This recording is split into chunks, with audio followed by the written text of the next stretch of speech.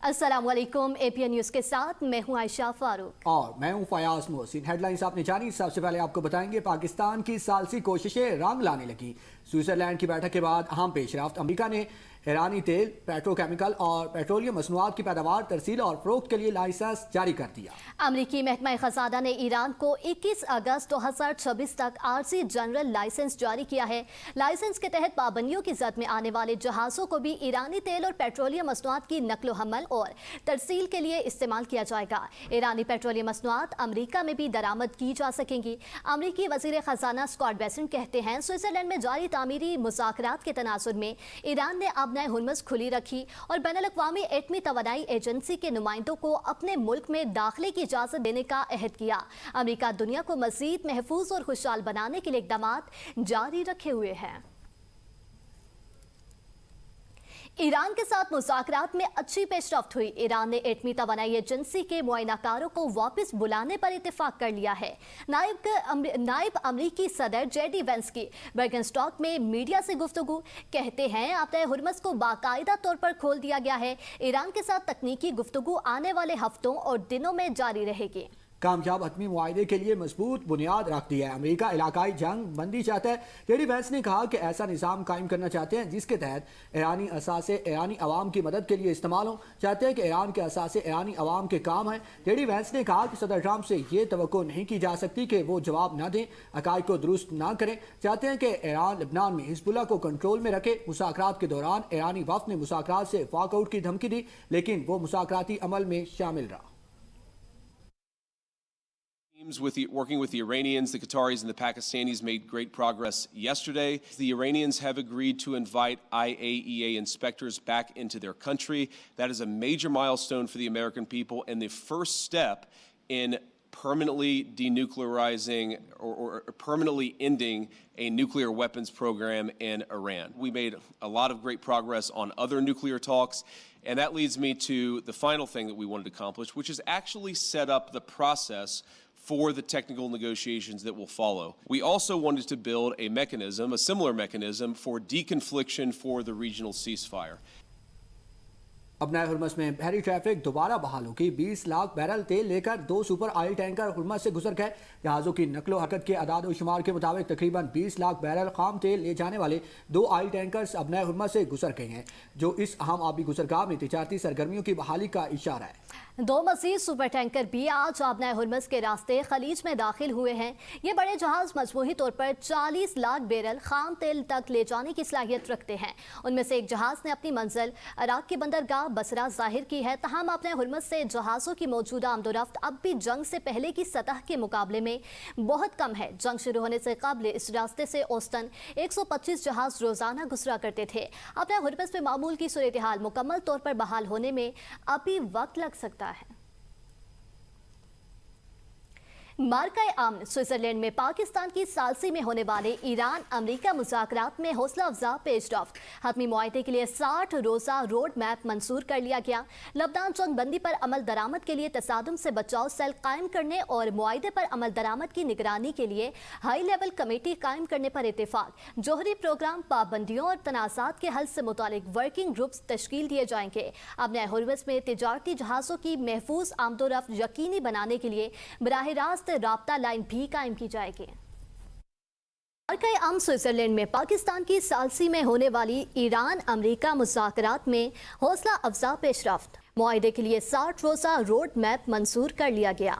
मुज़ाकरात के अख्ताम पर जारी मुश्तरका एलामिये के मुताबिक पाकिस्तान की मेज़बानी में शुरू होने वाला अमन अमल आलमी सिफारतकारी में एक अहम संग मील बन गया है। मुज़ाकरात मस्बत और तामीरी माहौल में हुए और कई अहम अमूर पर हौसला अफजा पेशरफ्त हासिल की गई। लबनान जंगबंदी पर अमल दरामद के लिए डीकन्फ्लिक्शन सेल कायम करने पर इत्तेफाक हुआ। जोहरी प्रोग्राम, पाबंदियों और तनाज़ात के हल से मुतालिक वर्किंग ग्रुप्स तश्कील दिए जाएंगे। फ्रीकन ने मुआहदे पर अमल दरामद की निगरानी के लिए हाई लेवल कमेटी कायम करने पर इत्तेफाक किया। अपने हुर्मुज़ में तिजारती जहाज़ों की महफूज आमदोरफ्त यकीनी बनाने के लिए बराह रास्त राब्ता लाइन भी कायम की जाएगी। बर्गनस्टॉक समिट के बाद खिते में अमन के इम्कानात मजीद रोशन। पाकिस्तान और कतर ने मुज़ाकराती अमल में अमरीका और ईरान के तावन को सराहते हुए मसाइल के पुरअमन हल के अज़्म का इरादा किया।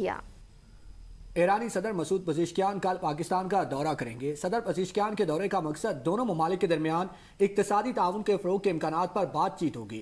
ایرانی ایوان صدر کے مطابق صدر پزشکیان پاکستان کی جانب سے ایران اور امریکہ کے درمیان ثالثی اور سفارتی کوششوں پر شکریہ ادا کرنے کے لیے پاکستان کا دورہ کریں گے۔ صدر پزشکیان کے دورے سے قبل اسلام آباد کے ریڈ زون میں پاکستان اور ایران کے قومی پرچم آویزاں کر دیے گئے ہیں۔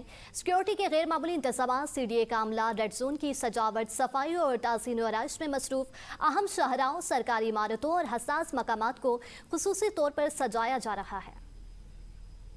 اب آپ کو بتائیں کہ ایرانی پارلیمنٹ کے اسپیکر محمد باقر کالیباف اور وزیر خارجہ عباس عراقچی سوئٹزرلینڈ سے عمان روانہ۔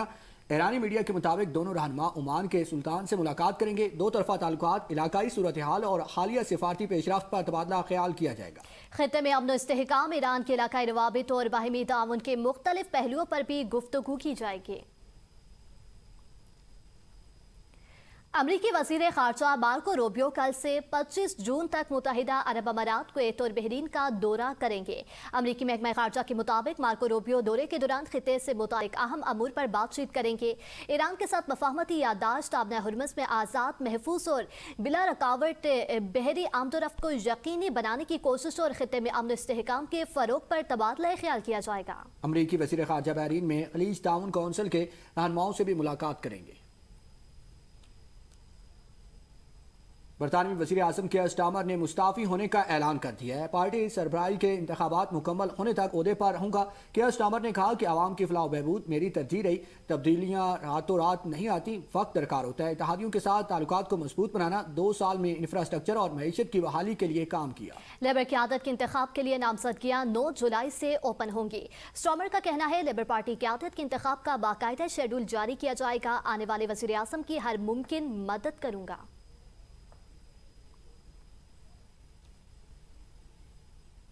برطانیہ میں وزیر اعظم کیئر سٹارمر کے استعفے کے بعد این ڈی نئے وزیر اعظم کے امیدوار بن گئے۔ اپنے بیان میں کہا کہ وزیر اعظم بننے کا خواہش مند ہوں۔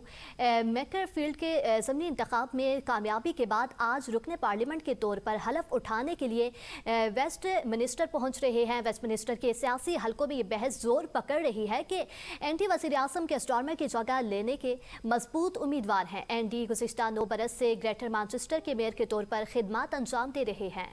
اس دوران انہوں نے مقامی حکومت، ٹرانسپورٹ، رہائش اور سماجی بہبود کے شعبوں میں متعدد اقدامات کیے جنہیں بعد میں مبصرین مسچسٹرزم قرار دیتے ہیں۔